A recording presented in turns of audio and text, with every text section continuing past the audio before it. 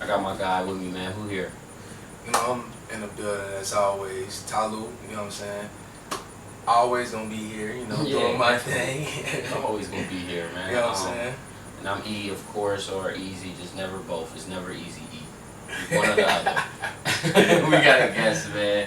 Before we introduce him, I want to give a little background on who he is. Some people know him. Well, no, a lot of people know him, but a lot of people don't. He's like, he got like an infamous profile. Like, everybody know who sells shoes, but everybody, who is Sneaker Dave? That's who we got, Sneaker Dave. He's really like the, I don't know, Cincinnati, Ohio's like biggest like sneaker collector. Like, Yeah.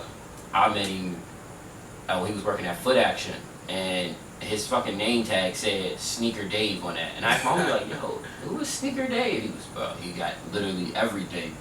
So that's who we got, man. What's up, Sneaker Dave? What is going on? Thanks for having me. Of course, man, of course. We had to have you because season 2 of the After Party is all about like shouting out the people that's most important in Cincinnati's culture and most important people like that do shit that's kind of like behind the scenes or that's, you know, like everybody know of. So we respect it. So that's why we had to have you I on. appreciate it.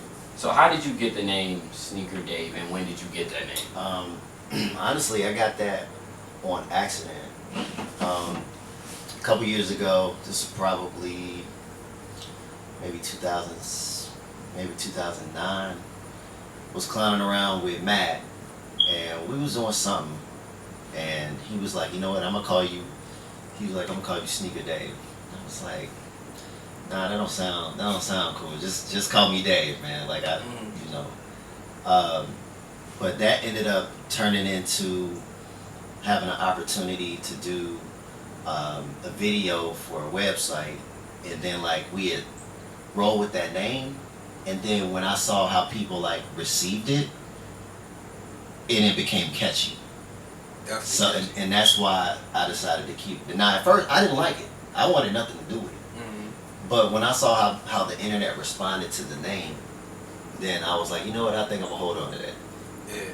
Like, I remember when he first brought you up to me, like, I was thinking, like, I ain't never heard of it, but then I had thought when he had showed me a picture, I'm like, man, I know I seen this dude before. That's why I had told you, like, man, we go to the same barbershop. And my barber like, man, what's up, Sneaker Dave? Sneaker Dave? And I had just thought that I had came together, like, okay, yeah. And I think that day, man, you had some live shit. It was some LeBrons, like, it was some LeBrons you had on. It was like, I think it was like, you said it had every team logo or something like that. Oh, that was the What the LeBron.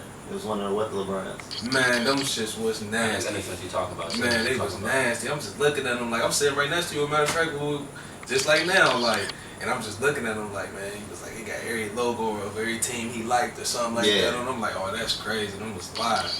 But I ain't even put two and two together until now. Like, this shit crazy how stuff work, though. Yeah, that's how it is usually. It's crazy how, you know, certain things start from like your feet. You know, it's crazy how people get buying all these relationships based on just what you wear on your feet. Right. So have you always been like a shoe head? Is that always been you? I've always been one. But here's the thing, I was lucky. You know, I was born in '84. I had the luxury of living with my grandmother in Chicago in the like late '80s, early '90s. So I used to stay there every summer, and her team was the Bulls. So in Chicago at the time, I was exposed to like, you know, drug dealers, hustlers.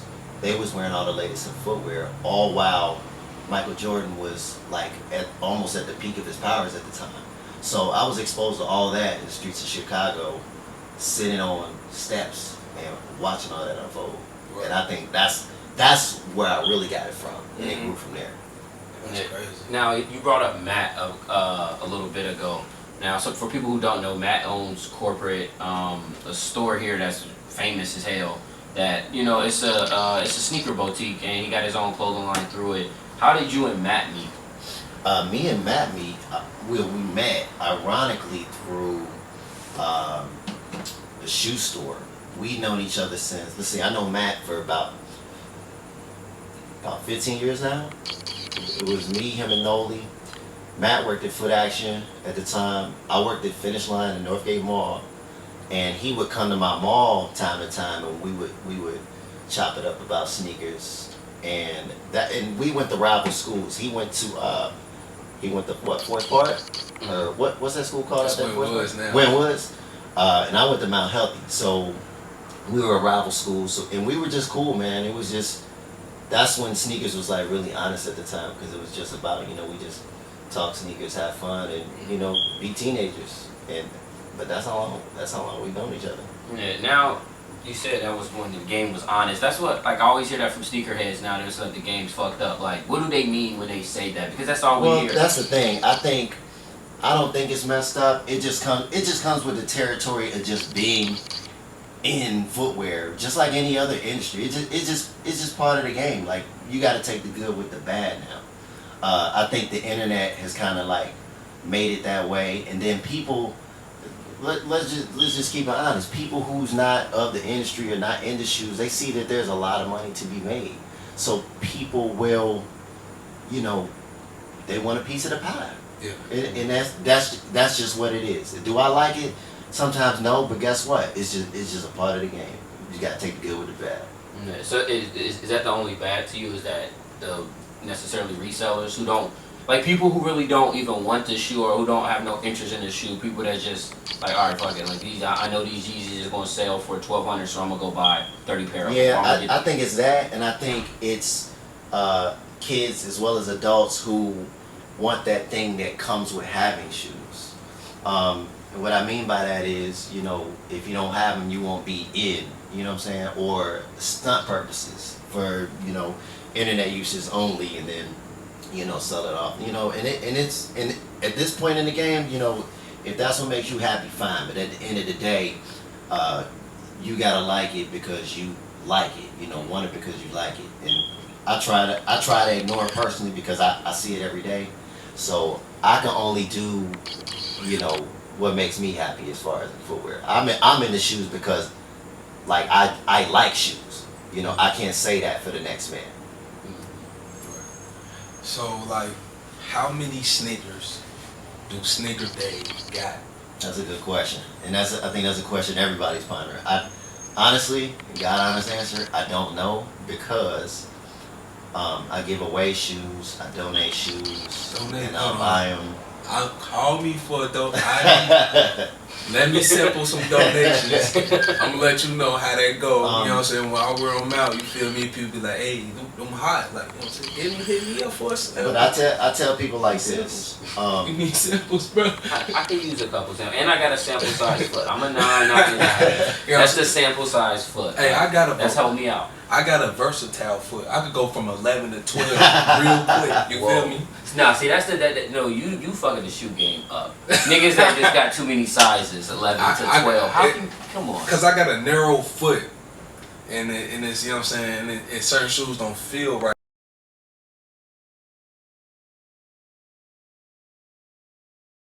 I like shoes, but I don't like shoes that make my foot look big.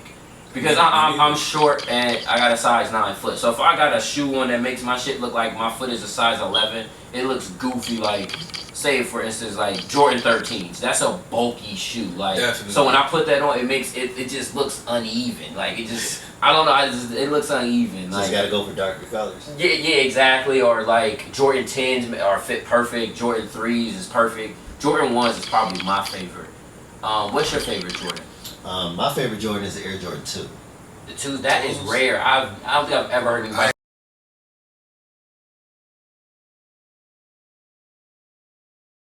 Why? Now this is for me. If anybody who's into design, because I'm big into design, Peter Moore, he designed the Air Jordan 2, and if anybody knows Peter Moore, he designed the classic Air Force 1. And then what people forget about the Air Jordan 2 is that, one, it's the first luxury basketball shoe ever made. 2, what does that mean? It was made of Italian leather. Okay. There was no Italian leather-made shoes in the league until Michael Jordan wore a pair. Okay. 2, if you notice the Air Jordan 2, he has a pair. There's no swoosh. There's no swoosh on the shoe. This is the first and probably only shoe in its history that never you can't really bring a shoe out these days and not have the logo That's unheard of in a lot of shoe companies. So for Michael Jordan not to have a swoosh on his shoe at that time is crazy. And 3, most important part, he won his first dunk championship in the Air Jordan 2. We note the Air Jordan 3 as his dunk title, but remember that's when he had to repeat against Dominique in that shoe. Yeah. But his first dunk championship was in the Air Jordan 2. Sneaker Dave in here schooling us. Hey, big schooling. He in here schooling the fuck out of us, man. He didn't want to get a pair. I ain't gonna hold you. Cause it's Italian. That's Italian leather. You may not know nothing about that Italian leather. I don't. Man. That's like these are like Gucci basketball shoes. You know, it's from Italia. It's not that other Gucci from our Healthy Mall. The real Gucci. The real shit. The real shit. Now you brought up the Air Force One. Now I've been telling people this for maybe 2 years now. I think the Air Force One is dead now. Like it just seems like a corny shoe. It seems like too basic now. Like it just seems like it's so easy. You know, like it's like trying to be fresh and you just put on a white tee. You know what I mean? It's kind of like it's too easy. Like, what do you think about the Air Force One? I think the Air Force One is one of those shoes to where no matter how old it gets, for people our age, it's a timeless shoe. I think the youth, like I put it like this: when I was coming up, I saw OG hustlers wear them. So when I was old enough to get a pair, I got a pair. But when we were old enough to get pairs, you know, Nelly does the Air Force One record, and then like the masses start wearing it. But then since then, the Air Force One has always been prevalent amongst people who are our age and older. And I think the youth, I don't really think that's their go-to shoe. But at the same time, when they saw us wearing it, and when they were young lads, they saw it on us and was like, you know, repeating the same thing. When I get older, I'm going to have that shoe. Yeah. But I think on a wide scale, we may see that people don't really wear Air Force Ones all like that. But in honesty, the Air Force One is a planet on its own, whether we see people wearing it or not. Yeah. Real quick. Which Air Force One do you prefer? That's how you can judge a man by which Air Force One. The Air Force One that I prefer. Low, mids, or high. You know what? It would, for me, it would be the low or the high. But if we're talking, if I can have only one, there's only one that I had that I would need like 20 of, and that's the all white high top with the clear bottom. Ooh, I ain't never seen those. Ish was not his head like I like those. And he said the clear bottom. There's a picture on Ludacris Word of Mouth. Yeah, it's a Ludacris Word of Mouth album. If you look on the back of the album, he wearing a pair.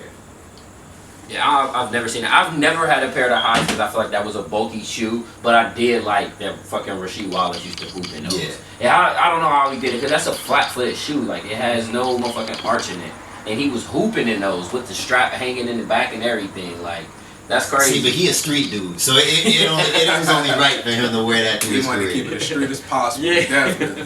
What was you gonna say, Luke? I wanted to ask, what was your most like requested shoe? Like, what is your most requested shoe? Like, what people want the most? Like, right now, people want Air Jordan 1s, Air Jordan 11s, Air Penny 2s. That's probably the most requested. Always. Why do you think people gravitate to the Jordan 11 like that? I think it's a cool shoe, but I don't think that's the best Jordan. But it seems like that's everybody's favorite Jordan. I think because of the movie, because of the style of the patent leather, the 72-10 season. Really, it always pertains to something that people remember in that shoe. But the style too, because you know at the time. I remember at the time when they showed that, like back in the day, nobody liked it because no one's seen patent leather on a sneaker before. So everybody was really like trying to not get that out on the shelf. And that's what most people don't know. When they made that shoe, like they was really trying to shove it because Michael was gone. And they didn't think the brand could move on if the man's not playing. And he just so happened to come back and did what he did in that shoe. And really the rest was history. I mean, then he bring them to 11s in the flu game. No, he wore that was that next season. Yeah. But what he did in that shoe, was crazy because if you think about it, he came back at what 32. At 32 years old. At 32 years old, he shouldn't have did what he did. his knees were were a lot worse. The odds were against him. He was out the game for a year and a half. He had a baseball body, so that's why you saw him very sluggish in that 95 series with Orlando. And credit to Orlando because they're the only team to knock them out during the dynasty years. But going into that 96 season, 72-10, what they did to everybody that was brutal. Yeah. It was brutal. Do you think that the Warrior season was better? No. I think it was they were great to watch, but at the end of the day, they had their ups and downs like any team would. But at the end of the day, they didn't cap it off with the ring. 73 wins is cool. That's cool. I commend them. But it's like if you win 73 games, that's great. Just have a championship to back it. I definitely feel that. Now, I said Curry.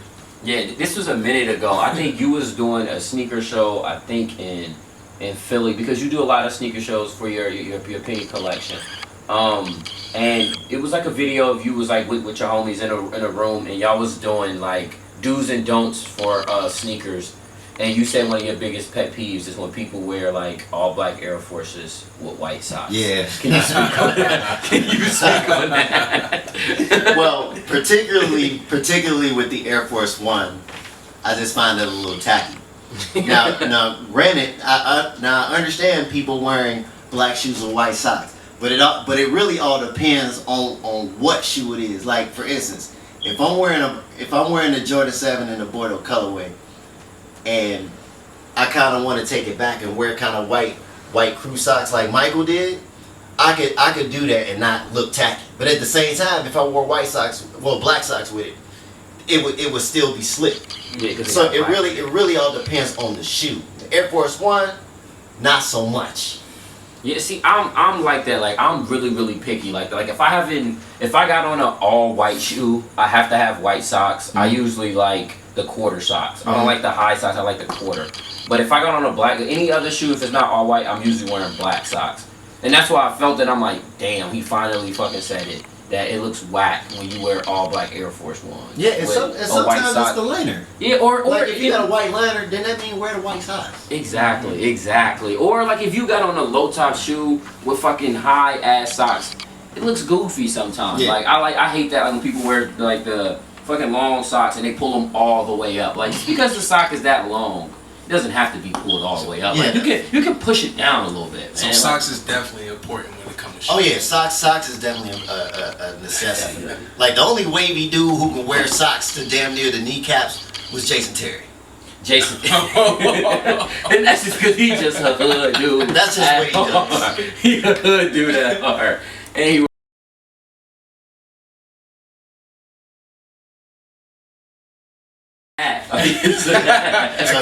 he gets a pass.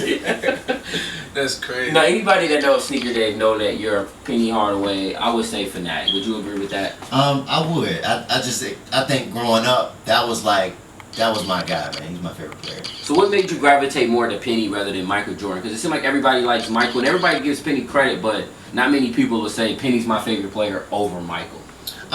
You know what? A lot of people ask me that. Michael Jordan is still the greatest. I can't deny that. He's the GOAT. But Penny, for me, he was kind of like my personality. He, quiet dude. He wasn't, he was good, but he never put it in your face kind of dude. He was just real humble. Mm-hmm. And that's the kind of person like I just gravitated to because he was just so smooth with it. And I think as I got older, and his products started coming out more, I gravitated toward that because at the time, a lot of people was on Jordans, and which is cool, but I really, you want to stand out, and you can't stand out if you're wearing the same stuff as everyone else, and that's what kills me about footwear today. It's like everyone wants to stand out, but if you're wearing the same stuff, how you honestly think you're gonna stand out? Yeah, see, that's what kind of throws me off from like Jordans and stuff like that. Like, cause it'll be Jordans that I will genuinely like, damn, those is dope. then they'll release it, then everybody has them. So it's like, well, Right, which is not a problem. Which is not a problem because arguably we probably all have some of the same shoes. Yeah. Which is cool, but I'm all about variety. Yeah. There's nothing wrong with variety, and I think that's what people lack. Variety. What do you think is like the most underrated shoe of all time? The most underrated shoe of all time, it would probably be a shoe that most people never heard. It would probably have to be the Reebok Rain Man. And that's a shoe that probably nobody Yeah, we gotta look at Reebok it. We gotta do our Rain, history. Definitely. Secret Dave got us in here on Google and shit. Man, The Reebok Rain Man. Yeah, the Reebok Rain Man 1 and the white and the forest green. You got them? I have them, but they not here. Yeah, because when we was initially speaking to Sneaker Dave, and I'm like, yo, like, you know, I want you to show us some shoes for the video. He was, yeah, but they're in 3 different places. I'm like, man, this dude's doing too much. This dude got too many. That's crazy. Reebok, Rain Man 1? Yeah, so the Reebok Rain Man 1 was a shoe done for Sean Kemp. Okay, I see. Okay.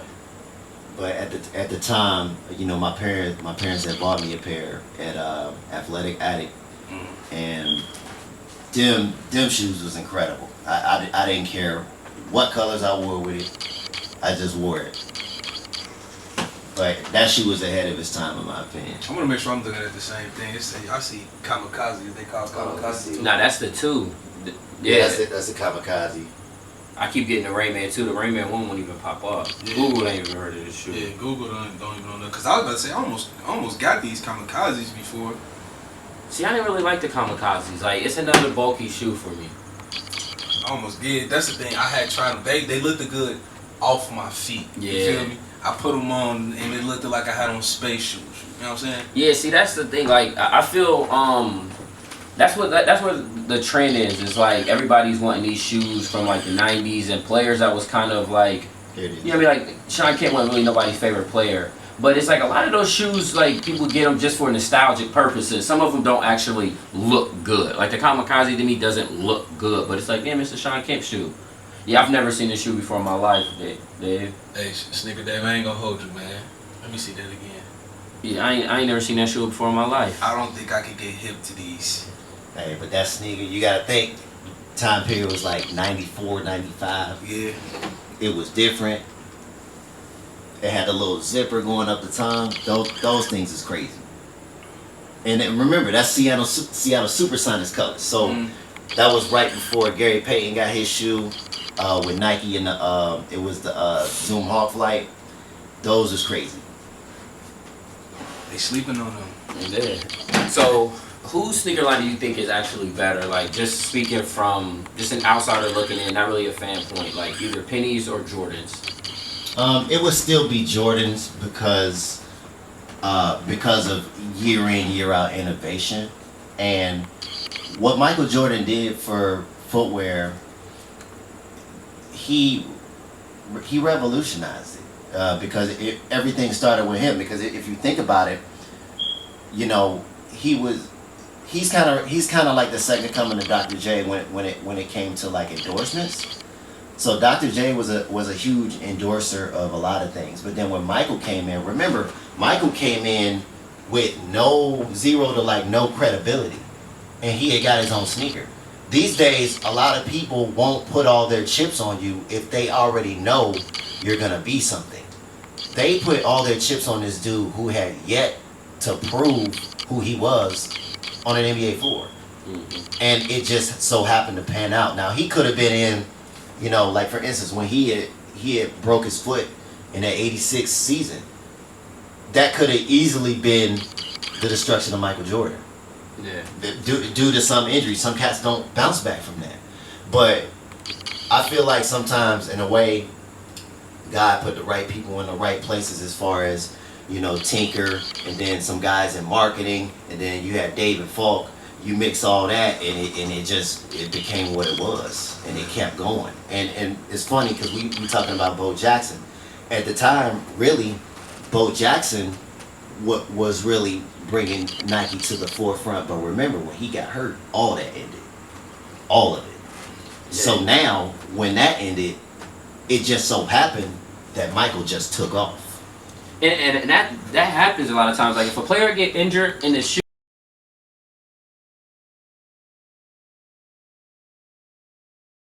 Adidas. Yeah. He fucked his ACL up in the Adidas. And you know what? And you know what messed that up? Remember, Iman Shumpert, he tore his ACL that same day, didn't he? It was like Adidas. niggas was like, I ain't fuck with them Adidas. I didn't Yeah. even think about it. Everybody was stepping away from them Adidas, man. The only shoe I was salty about that they took off when I was a freshman and when Mike Vick got in trouble for the dogs. You know what I'm saying? Yeah. They took the Vicks out the, you know what I'm saying? I played football, so them cleats though, Yeah. you know what I'm saying? But they took them off, but them was the hottest cleats ever. I'm saying I had my first big game in them cleats. Yeah. They weren't even my shoes. Like I had borrowed somebody else's shoes. Like I was starting because I started at running back, but I played backup quarterback. And just that game, I had them on when I started at quarterback. I guess my healthy too. Yeah. I did them bad too, by the way. I did them real bad that game. I ain't gonna lie to you. I threw a game winning touchdown and everything that game. But like I had on them Vicks, strapped them up. I felt like I was Vic. I ain't gonna lie. Did you feel faster? Man, I was already fast, so I just felt breezy out there. Like the wind was just coming through the helmet. I just felt real good. Yeah, But Vic had the world on his shoulder, man, when he had a sneaker, because you don't get it. First of all, when you're a Nike athlete on a football tip, you rarely get your own shoe. Like Barry Sanders had his, then Deion had his, and Michael Vick. Come on, a black quarterback. Yeah. Black quarterbacks don't get sneakers, man. Mm-hmm. So for him to have a sneaker, that was all the way dope. Yeah, that was live, and them Vicks was definitely live. It's crazy how like shoes like change how you feel. I remember because I grew up with my grandma also, and then when I started living with my dad, he had bought me like these Air Maxes, and I thought they was the coldest shit ever. Like one night he actually caught me sleeping in them. Like I slept in them, and he was like, "Hey man, come on, take the shoes off, man. Why you got the shoes on, man?" I was like, "Dad, because they feel good. Like I like them." He was, "Man, take the shoes off." So he made me take them off. I put them on as soon as I woke up the next day, and I was just running around. He was like, "Man, what you doing all this damn running?" I said, "Dad, the shoes make me faster." Duh. Like, and it really changed how I felt, man. One thing I wanted to ask you, we was just talking about Jordans. When do you think Jordans lost his creativity, honestly? Because I feel like Jordans kind of fell off after, I don't know, I think it was the 20s. What was the number where the Jordans was all suede and they came with the little, with the mini brush? That might have been the 18, but you got to understand with, with innovation and when people do design shoes, it's never really just one person. It's always like a team of people. So it really all depends on like, how Michael's feeling at the time, and then the inspiration, and then you have all these people working on this one shoe. So if you have, let's say for instance, like if you have, let's say the 31, if you have 5 people working on that shoe, that's the new one, right? They just came out of the 31. That's the recent one. If you got 5 people working on that shoe, and you got Michael's input, you kind of know what you want to do with it.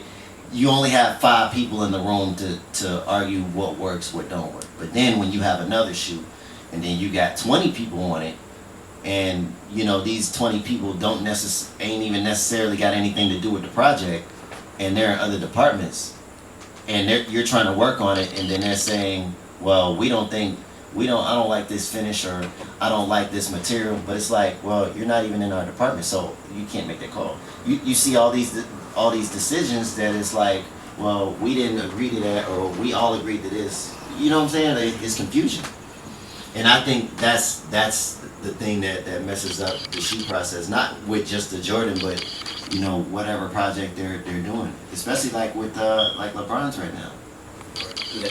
So I see that you you do your thing at the like conventions and all that, and I see you actually got to take a picture with Penny Hardaway, didn't you? Well, I didn't get to see Penny. We was in Memphis 2 years ago, and we've always crossed paths, but we always miss each other. So every time he's close by here because his wife's from Dayton. I came by there. He was at a golf tournament, so his right hand man, Unc, he came to the show. His former bodyguard came to the show. A lot of players that he coaches came to the show to see this collection. And he had me on FaceTime with Penny, and Penny got to see like some of the stuff on the table. So we had chopped it up for a minute there, and he tried to make it, but he just couldn't with this golf tournament. But it was just really cool to see him just support just what I do. And I don't even look at it as really a fan thing. It's more like, you know, we cool, you know, and to have someone like that like embrace me like that, and instead of looking at it as, oh, I'm his biggest fan thing, like that's dope to me, you know. And this is my favorite player saying that to me. Yeah. You know, so that means a lot for me, and to have the city embrace me like they did, like it was really like rock star treatment, and that's why you really haven't seen me like do a display since, because I don't feel like any other city is gonna embrace me like Memphis did. Yeah, that's amazing. We can't just, you know, just breeze that over. You was on FaceTime with Penny. That's dope. And yeah, that's live. And then he said, did you hear me? Dave said, yeah, I mean, it ain't like a fan thing. Like, we cool. He said, we cool. It's just crazy where, like, you know, people say, oh, well, you know, you don't talk to him, or y'all ain't cool. Well, all right, we don't talk on the phone every day. I get all that, but it's like that's my guy. So it ain't really nothing to boast about. But you know, he know him. You know what I'm saying? And he know who you are. We cool. Like, he knows who I am. It's not like he just like, yeah, I got hella fans. Like, he know Sneaker Dave. Yeah. Like, that's live. Like, do you have every penny, or is there a couple pennies that you still? You know, I'm still missing a lot, but I think in this point in the game, like I actually downsized in it, because a lot of it was so many pairs at some point that I knew that I couldn't wear them all. At some point, I had at least maybe 140 pairs of just pennies alone. So I liquidated some of that to, like, you know, family members, friends, kids we didn't have shoes, and I tucked the stash away in some of the retro Orlando colors, and all my original colors is stashed away. I still never had not one pair of pennies, not no foams, nothing. And it's like on my list. Like, it's definitely on my list. That's why I was like, when you pulled them out, I'm like, oh yeah, look them. Like, yeah, okay, yeah. My bad. Since you mentioned that, Sneaker Dave got a pile of, you know, sneakers he brought out. You wanna go one by one and explain what they are? Yeah. This we'll take it to the Grand Hill 2. Now, again, we had talked about variety earlier in the show. This is a shoe I wanted really, really bad as a kid, and this is when Grant Hill played for Dream Team 2 and won the gold medal in '96 in Atlanta. So this is a very important shoe. That's what it sounds like. I mean, I mean to cut you off, but it sounds like a lot of the shoes like you like is because of like what was accomplished in that shoe. Yeah. Is that okay? Cool. Yeah, it was that, and then, you know, the streets was on it. Yeah. So that was definitely the it factor too. Again, this is the Air Jordan 2. This is the 2004 version right here. The 2011 version, the remastered versions are a little different, but you don't really find the 2004 versions often. And it's my favorite Jordan of all time. What was the difference like when they redid it? Like, what's The padding, the materials. I think the materials are a little better now. They had changed they had put the Nike back on the bottom with the size. Just little details, but it's a big difference depending on the, you know, kind of collector you are. Now this one's really dope. These have been retro, but it's never been retro in the original black and royal colorway. This is Jason Kidd's first signature shoe. A lot of times, well, actually, when they had retroed it, I don't think he was with Nike at the time, so they stopped using the J Kidd logos. But it is very difficult to find these. It took me over 10 years to find this pair in this condition. damn, you look for that shoe for 10 years? Yeah, about 10 years. Damn. This one This motherfucker still got the shoe forms in it. Okay. We got this is the DMX Run. I actually wore these yesterday. My dude Joey Bell up in Cleveland had a few pairs of these. You rarely see people wearing DMX, Reeboks in general outside of like Iverson. Yeah. But at the time, this was like '97. This was one of the top runners in the market at the time, and I couldn't have him back then. So when he had him, he was liquidating them. I took all his Reebok runners. So, and this is actually one of the original colorways from back in the day in retro form. As you can see, it's got the 10-chamber air cushioning system right there. Let me see your deal mixes. This shit is crazy. Now these, y'all probably are very familiar with. This summer, they reissued the black and white colorway, the Olympic colorway, white and gum. This is the 2002 version of the Air More Up Tempo. As you notice, the airbags are a lot bigger and bulkier, and it has the 3M hits. So a lot of people was really on this shoe this year, but I've been on hip to this shoe for maybe about 20 years now. But these are timeless. Do you like when they do that? Like when you got a shoe that's classic and like that you love, and then they just retro it, and then they just be flooded the market with it? You know, it doesn't bother me none. Just as long as I have them for the record, it doesn't. At least you got the originals. Well, it don't even be that. Even if I don't have the original, I look at it like this. I'm just glad it's out to just go to the store and just buy it, because they can really be like, well, shit, we ain't got a retro nothing. Yeah. So I look at it like that. What's the next one? So this one, a lot of people have probably never seen this. Yeah, because This I had no was- fucking clue with that one. This is a revamped Air Jordan 1 low version. This is called the Jordan New Retro 1. So it was like a new version of the Jordan 1. They had changed the side design, put the Wings logo stamp on it, and it still has that classic Air Jordan 1 toe. And the back as well. See, the Jordan 1 is just so dope to me because it's one of the few Jordans that you could wear shorts, jeans. You can wear anything with a Jordan 1 and it just look dope. It's just a dope, like, It's really the Chuck silhouette of Taylor, a shoe. really Exactly. the Chuck Taylor of Jordans. You can wear that with anything. With anything, and it just look dope as hell. So this one, we're going to go to the Air Jordan 12. Now this is the original one from 1997. This is the first Jordan shoe that featured the full-length Zoom Air, and the first shoe starting with Jordan Brand. So this was Jordan Brand's very first sneaker that they ever designed. Oh, I never knew that. Yeah, it's the first Jordan Brand sneaker. Okay. Damn. Know your facts. That's live. And then we're going to move on to this is the Air Foamposite 1. It's the 2007 version. Back in 97, this shoe was still crazy. I think the shoe was $180. This shoe starts off as a liquid. And so they pour it in an upside down mold, and it becomes subtle when you wear it. And as the heat goes through your foot, it conforms to your foot better as you perform. And when Penny wore this, and he wore it in a playoff, he had like back-to-back 40-point games against the Miami Heat, and this dude was unstoppable in this shoe. That's great. That's the original. Let me see that one. That 97. Well, I'm sorry, the 2007 version. Yeah. What's your favorite foam? It's the blue. The blue? It's the blue. Mine's is probably the the original one. Well, it wasn't obviously. It's the Foamposite Pro. I like the Pros Yes, better than the Foamposite 1. Yeah. But the one I like is the one that he got game with. Yeah. Those are so dope Yeah. because it's not white. That off white Yeah. with the Pro is. I love it. I love that It's one. dope. Let me see that foam.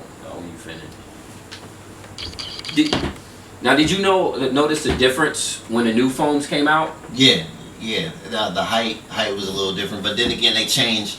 They changed the last on them, and that's when you basically have to like retool the mold so you can make them again. It's almost like you making you're making car parts, and you use that stamp so long that they start wearing, so you got to redesign it so you can make them again. Yeah. So of course you're gonna have a couple of differences. All right. And so the last shoe I believe we have here, this is the Zoom LeBron generation. This is LeBron James' first signature shoe. Now the Zoom generation for me is very important because LeBron is from my era, and we're the same age. So for him to get a shoe at that point in time was very cool, and to see what he's doing now, 14 years later, is nothing short of amazing. And I never thought a player from my generation would do what he does in the NBA. Yeah. My favorite LeBron probably that LeBron 3. Yeah, That 3 is dope. The LeBron 3 dope. is cold. Which one was that? Was that the ones that we all had like playing basketball in high school? It was bulky as shit, heavy as shit. Nah, that wasn't that. No, LeBron's first couple of shoes definitely was bulky as shit. They felt like boots damn near. Yeah. That's why I don't know how people hoop in foams. Foams is heavy as hell. I was just thinking that when he Yeah. had Like said foams are heavy as hell. So like when I be seeing like Swaggy P wearing these and like dunking on niggas, I'm like, bro, like you gotta have hops because these shits is heavy as hell. It just all depends on certain players. Yeah, it is all about weight control. But then again, somebody like a Nick Young, I'm not expecting Nick Young to, carry a team to victory every night, so he can afford to wear bulky shoes, you know. I feel that. Now, are you LeBron or Kobe? Both. Both. Yeah, because they're from different eras. It's never a one or the other with me. I'm a fan of the game. So what Kobe did, you know, with Shaq. I mean, even when he just came into the league, you know, they're not the same player. So everything Kobe did, Kobe did. Everything LeBron did, LeBron did. And I never saw them as arch nemesis. I always found them as foes. And the only thing that never happened between them is that we never got to see them in the finals face off. I know that sucks. LeBron's true nemesis was.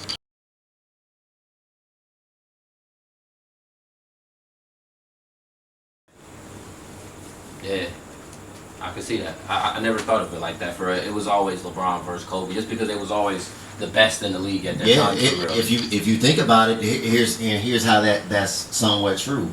Tim Duncan and LeBron James have met in the finals 3 times, so they battled on the final stage three different times. Now, when KG came to the East, who did LeBron have to battle in order to get past? Yeah, Boston. He had to fight Boston.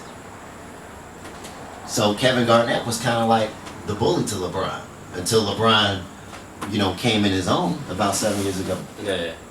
This a question I always wanted to ask a sneakerhead, like, does it bother you, or like, what do you think, like, when you see these memes that'll be posted on the internet and it'll say stuff like, oh, boys grind for shoes and real men grind for houses and things like that, like, what do you think of shit like that? I think it's a big misconception, because there's nothing wrong.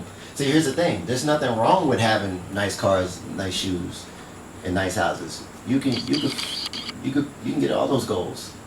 There's nothing wrong with that. I think people just get it confused to where just because a guy has a lot of sneakers, that don't mean he can't afford his own house now. That's definitely a goal on many people's, you know, list. But you can have both, or you can have all if you're willing to work for it. That's just what it comes down to. Yeah. What's one shoe like that you're still trying to get that you like really can't get your hands on that you've been trying to for? It will probably be the Air Jordan 17 with the briefcase. That's a very hard shoe to find right now. Another one here's one that most people wouldn't even know. The Air Swoops 1. I don't know what it looked like. The Air Swoops 1. That was Cheryl Swoop's first signature shoe. I have a couple of her styles, but I don't have the one. Now, I know a young lady who has the one, but it's not my size. But I've never seen a women's size 11 or 11 and a half to save my life. But that's the shoe I want. You said Air Jordan 17? Yeah, the Air Jordan 17. This the swoop shoe? Yeah, that one. That's the Olympic color and then the black and white one. I'm looking for that black and white one. Man, that is. I've been, matter of fact, there's somebody that go to my school that had on these. I could be wrong. Nah, I ain't never seen these. Yeah, I ain't never seen these. What's probably your most expensive shoe that you have? Most expensive shoe. In terms of like what that shoe is worth or what you would sell it for, either. Right now it will probably. Ooh, that's a good question. Jordan 17s. Yeah, that's a real good question. It will probably be a shoe that y'all have heard of but never seen. It would probably be the Wayne Gretzky. It would be the Wayne Gretzky LA Gear. Damn, you got Wayne Gretzky. I have Wayne Gretzky's. Sneaker Dave keeps shitting on us on the low. It's a shoe y'all never heard of. Google it. Yeah, because no one's really again, no one's really into that variety factor. Like when I was coming up in the shoes, like I saw these athletes like wearing these shoes and doing commercials and billboards having these shoes. Okay, Wayne Gretzky, because I know people don't know, because I ain't know. He's a hockey player. He's a what? He plays hockey. Is that's the hockey player. Yeah, he plays hockey. Hockey, like he said, hockey. But he's dubbed as the great one. I ain't so never, if you hear I the ain't great one, they're referring to Wayne Gretzky. Hockey. Is it this one? This is like a. That's it. This is But like I had an all black pair. This is like a boxing shoe. Them definitely. But it's a street hockey shoe. Yeah. And at the time, I played street hockey actually, but I never had that shoe. Yeah. How much you think this shoe was worth? It could probably fetch up to $1,000 as far as the rarity on it. Well, yeah. Now Fabulous gonna fuck around again. Man, Fabolous be having everything, Trying man. to Like, tell you. as far as like, well, not really shoes. He don't have like tons of shoes for real like that, but just like classic shit, like retro shit.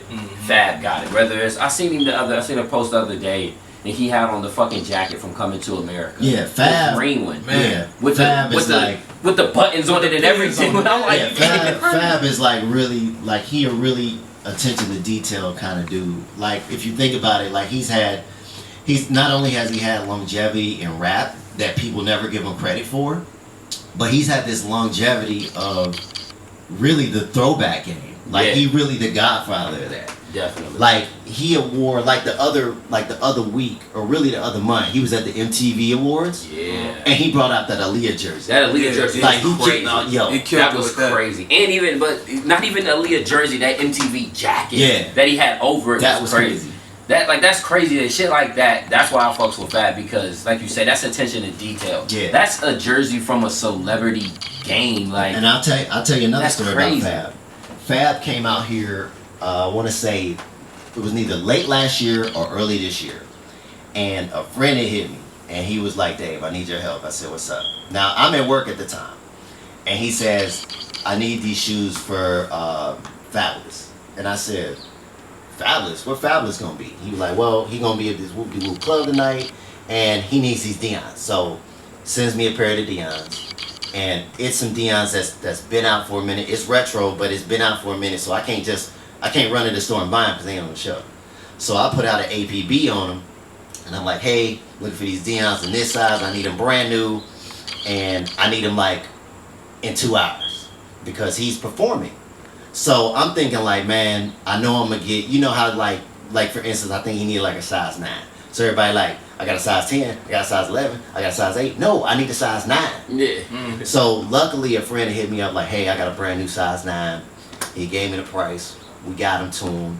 And then here's the thing.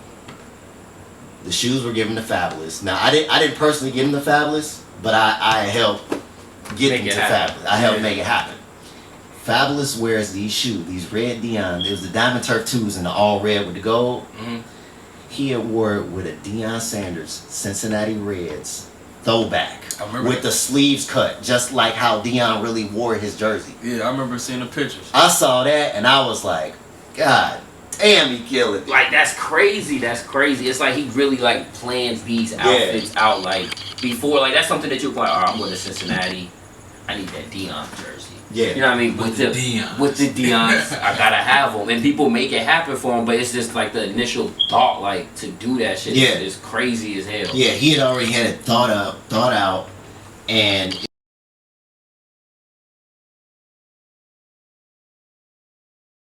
some people up, and like he had put it together. Yeah, that's amazing, but we're still not gonna grace over the fact Secret Dave's the plug. You heard that. Definitely still He made it happen in 2 hours. For Fabolous. Well, really, I'm not the plug. It's really the people. It's really the people, and that's the biggest misconception. I can't get none of this stuff if it's not for the people. The people make me what I am. Yeah. Now, when we came in here, we started watching Fresh Prince, and we was, going on about Fresh Prince. Now, first I want to ask you, what do you think is the better show? Fresh Prince or Martin? Good question. It had to be Martin because the stuff Martin would do, like a lot of people don't know, but he was really like on some drugs. In some of them episodes that people don't know, and the stuff he would do was probably really like not in the script, and it was all ad-lib. Like for instance, when he go on Larnell Hill's show, and he take that mic from Casey and JoJo, like, come on, man.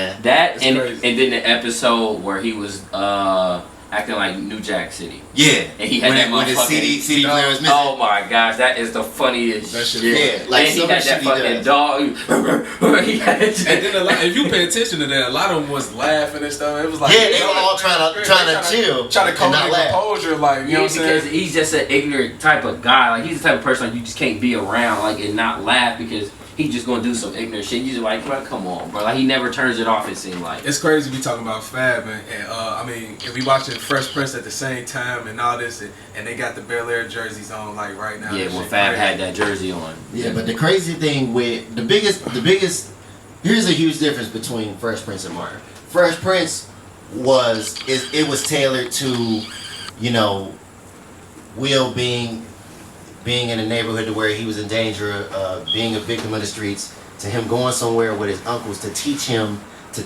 discipline, manners, and having a more structured, family oriented life. Whereas the Martin, you know, it's the typical, you know, friends in Detroit, you know, going through typical situations that most adults do. But the thing about Martin is Martin had all these other characters that he played, and I think that was the deal breaker in Martin over Fresh Prince. Fresh Prince was really family oriented, but Martin was more like comedy driven because of these other characters. Like, I still think, this is just me, Jerome really could have had his own show if it really took off like the way we wanted it to take off. Even Shanae could have her own show. Yeah, Shanae could have had her own show. That's an ignorant character. Yeah. That's an ignorant ass character, yo. Like that. And when we was talking about our favorite episodes, we can't forget the episode where they all went on like that weak ass vacation that they had won, and the room was shitty. And that big ass thing came in the room, and Martin and Pam was fighting that shit. That was comical. Hilarious, because I love that episode because not only was they fighting, it was funny. You really got to see that Martin has hands.